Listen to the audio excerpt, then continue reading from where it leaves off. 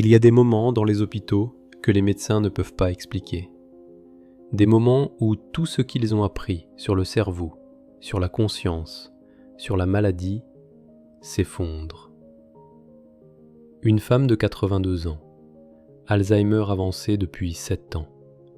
Elle ne reconnaît plus personne, pas son mari, pas ses enfants. Elle vit dans un monde de fragments, de visages sans nom, de souvenirs dissous. Les médecins disent que son cerveau est détruit. Les plaques amyloïdes ont effacé des décennies de sa vie. Puis, un mardi matin, quelque chose change. Elle ouvre les yeux. Mais ce ne sont plus les yeux vides des dernières années. Ils sont clairs, présents. Elle regarde sa fille et dit « Marie, tu es venue ». Sa fille se fige. Sa mère n'a pas prononcé son nom depuis 5 ans. Pendant 2 heures, elle est elle-même, complètement. Elle pose des questions sur ses petits-enfants. Elle se souvient de détails que tout le monde pensait perdus à jamais. Elle rit, elle pleure, elle dit au revoir. Puis, elle s'endort. Et 6 heures plus tard, elle est morte. Ce n'est pas un miracle isolé, c'est un phénomène documenté dans la littérature médicale depuis plus d'1 siècle. On l'appelle la lucidité terminale. Et cela défie tout ce que la science moderne croit savoir sur la conscience. Comment un cerveau détruit par la maladie peut-il soudainement fonctionner parfaitement ? Comment des neurones morts peuvent-ils ressusciter pendant quelques heures ? Comment une personne qui ne se souvient de rien peut-elle retrouver toute sa mémoire juste avant de mourir ? Les neurologues n'ont pas de réponse. Les manuels médicaux restent silencieux, parce que ce phénomène ne devrait pas exister. Selon notre compréhension actuelle du cerveau, c'est impossible. Mais Elisabeth Kubler-Ross l'a vu des centaines de fois, et elle a posé une question que personne ne voulait entendre. Et si la conscience n'était pas dans le cerveau ?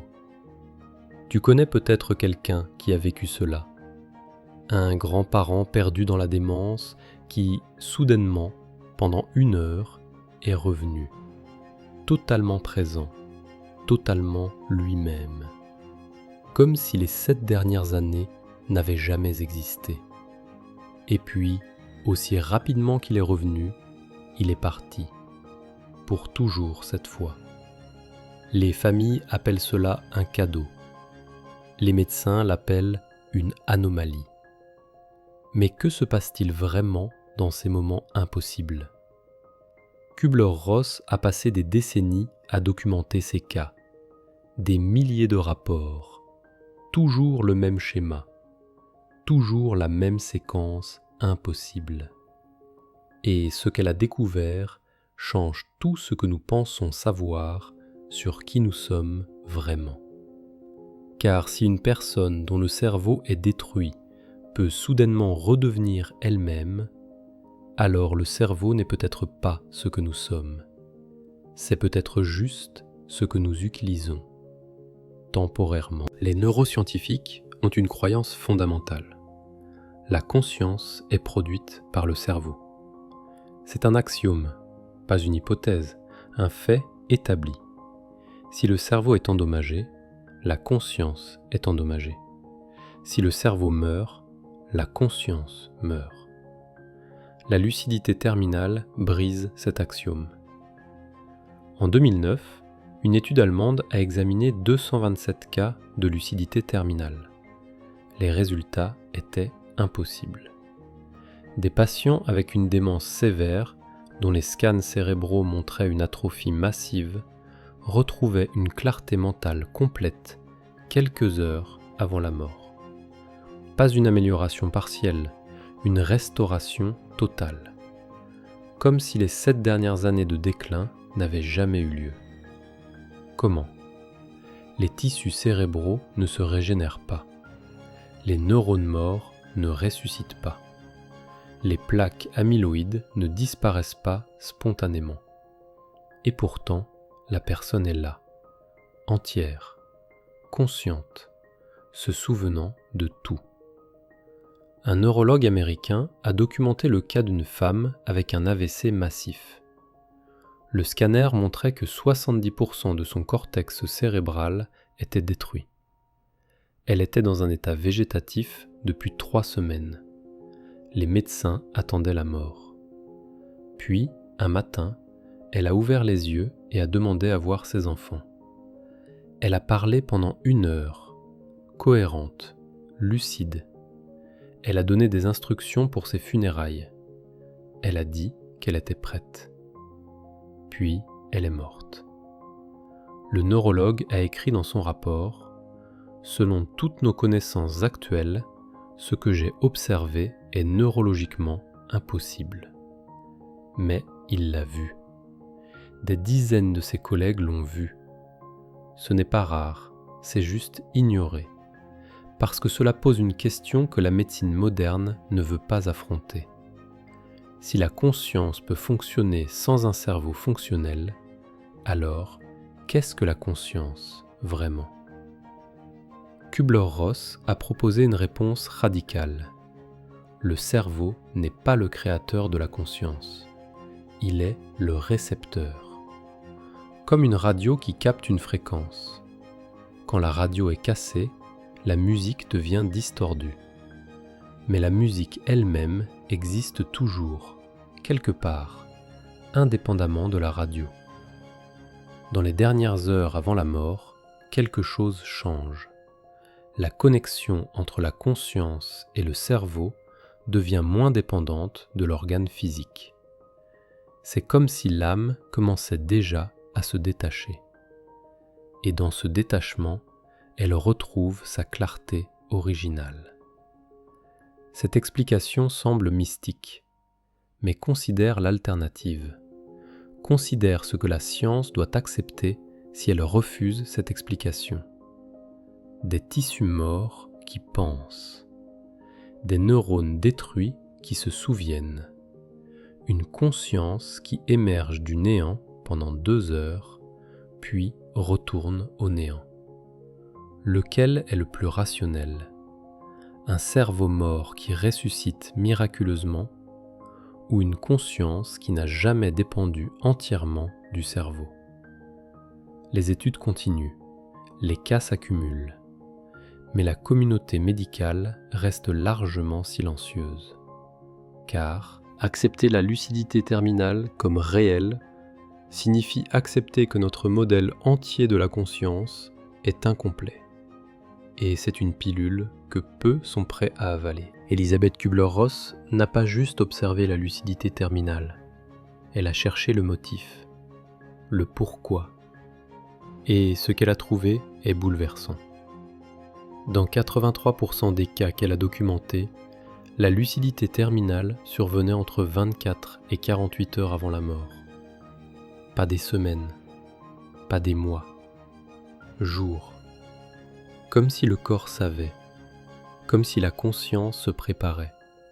Elle a interviewé des centaines de familles. Toujours la même histoire. Grand-mère qui n'a pas parlé depuis 3 ans, puis soudainement, elle demande à voir tout le monde. Elle distribue des conseils.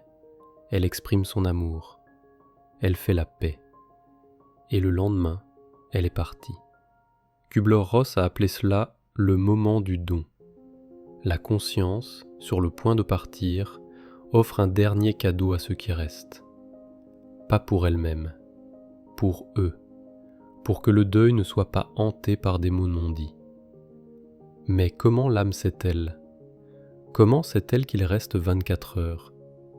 Les médecins ne peuvent pas prédire cela avec précision. Les scanners ne montrent rien de spécial. Et pourtant, quelque chose en sait. Il y a un autre schéma qu'elle a découvert. Dans les cas de lucidité terminale, les patients parlent souvent de « visiteurs », des personnes mortes depuis longtemps qui viennent les chercher. Grand-père qui est mort il y a 20 ans, une sœur décédée dans l'enfance. Les médecins appellent cela des hallucinations. Mais les patients insistent. Ils sont réels, ils sont ici, ils attendent. Et ce qui est troublant, c'est que les patients lucides ne semblent pas confus ou délirants. Ils sont clairs, rationnels. Ils font la distinction entre ce qu'ils voient et la réalité ordinaire. Ils savent que leurs visiteurs ne sont pas visibles pour les autres. Mais pour eux, c'est réel. Une infirmière a raconté à Kübler-Ross « J'ai travaillé dans des soins palliatifs pendant 30 ans. La lucidité terminale, je l'ai vue au moins 100 fois. Et à chaque fois, le patient dit la même chose. Ils sont venus me chercher. Il est temps. » Kübler-Ross a posé la question. Et si ce n'était pas des hallucinations? Et si la lucidité terminale était le moment où le voile entre les mondes devient mince? Où l'âme, déjà partiellement détachée du corps, peut percevoir ce qui l'attend? Cette idée semble fantaisiste. Mais regarde les faits. Un cerveau détruit qui fonctionne parfaitement pendant 2 heures. Des souvenirs perdus qui reviennent soudainement. Une conscience qui sait qu'elle va mourir avant que le corps ne montre des signes. Soit nous acceptons une série de miracles neurologiques inexplicables, soit nous acceptons que quelque chose de plus profond se passe, quelque chose que nos instruments ne peuvent pas mesurer. Kübler-Ross a choisi la seconde option, et cela a changé sa compréhension de tout. Marie n'oubliera jamais ce jeudi. Sa mère, perdue dans l'Alzheimer depuis 9 ans, l'a appelée par son nom. Pas depuis une décennie. Elle avait oublié qui elle était. Marie, ma chérie. Les mots étaient clairs, précis, présents. Pendant 3 heures, elles ont parlé. De tout, de rien. Sa mère s'est souvenue du jour où Marie est née, du premier jour d'école, du mariage, des moments que Marie pensait perdus pour toujours. Puis sa mère a dit « Je suis fatiguée maintenant, mais je voulais te dire que je t'aime et que tout va bien. Ne sois pas triste. » Le lendemain matin, elle était partie. Marie a dit à Kübler-Ross « C'était comme si elle savait, comme si elle était revenue juste pour me dire au revoir, pour que je n'ai pas à vivre avec les regrets. » Ce schéma se répète encore et encore, le don de l'adieu.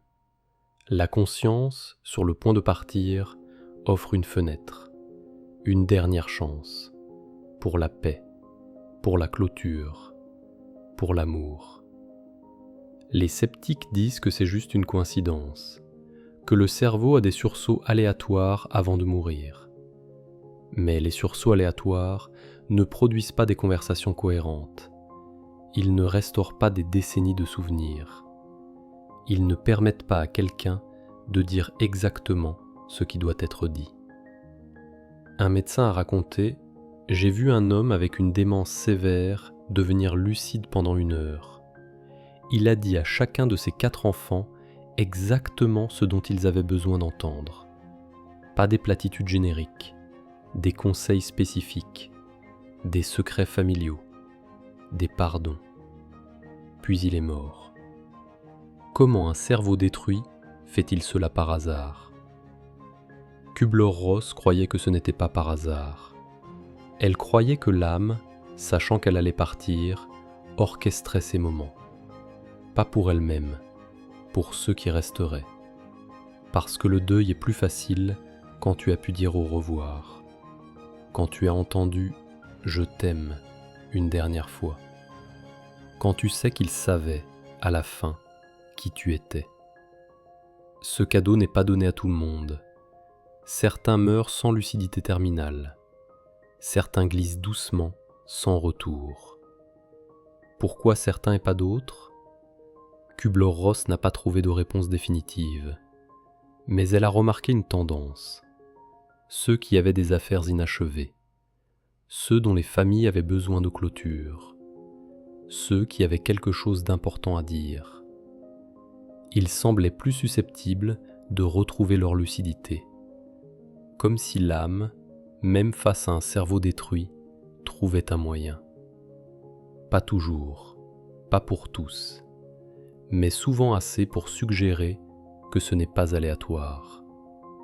Et si c'est vrai, alors cela signifie que nous sommes plus que notre cerveau, que la conscience peut, dans des circonstances extraordinaires, fonctionner indépendamment de l'organe que nous pensions essentiel. La lucidité terminale pose une question que la plupart d'entre nous évitent.